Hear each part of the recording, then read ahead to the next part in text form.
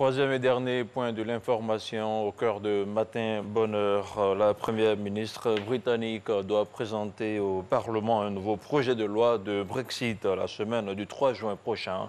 Elle espère éviter que les députés britanniques élus aux européennes ne siègent au nouveau Parlement européen.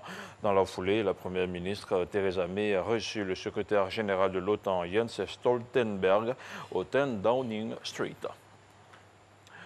Hier, mardi 14 mai, en France, la Croisette et le Palais des Festivals accueillaient la cérémonie d'ouverture du 72e Festival de Cannes. Pour cette première montée des marches, plusieurs stars ont effectué le déplacement pour la projection du film de Jim Jarmusch, de Dead Don't Die, une comédie de zombies présentée en ouverture de ce festival et premier film à concourir pour cette Palme d'Or 2019. Je vous propose à présent d'écouter quelques réactions. C'est le cirque, vous comprenez, c'est le folklore, c'est le cirque. Et on ne vient plus pour parler cinéma, on vient pour bronzer, pour sortir, pour faire des rencontres, pour draguer, mais plus pour les films. Je pense que les Cannois commencent à être habitués au fait que le Festival du film, c'est pour les gens du Festival du film.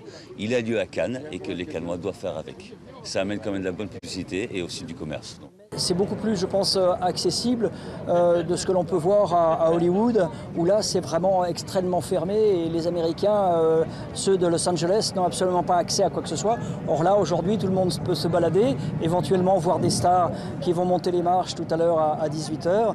Et c'est un peu une grande fête, que ce soit pour le film mondial, pour le film français et pour la ville de Cannes. À l'hôtel Martinez et je sais pas vraiment qui a comme star, mais aujourd'hui j'espère, je vise un peu gros, j'espère voir Eva Longoria, mais je sais pas si elle loge ici. Je sais qu'elle a pris une suite quelque part, mais je sais pas où elle est. Dans le reste de l'actualité internationale, le chef de file de l'opposition vénézuélienne Juan Guaidó a accusé mardi le pouvoir d'essayer de bâillonner l'Assemblée nationale alors que les forces de l'ordre bloquaient les accès au Parlement, empêchant ainsi les députés de siéger.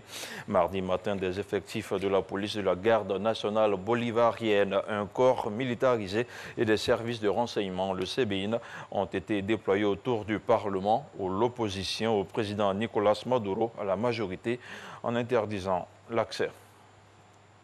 Et puis, c'est un nouveau déboire pour Facebook. Sa filiale WhatsApp a reconnu mardi avoir été infectée par un logiciel espion, confirmant ainsi une information du Financial Times. Le célèbre service de messagerie en ligne assure que seul un nombre limité d'utilisateurs ont été ciblés et recommande de mettre à jour l'application pour résorber cette faille de sécurité. Et selon plusieurs spécialistes en informatique, une société israélienne serait à l'origine du développement de ce logiciel espion très sophistiqué. Et voilà qui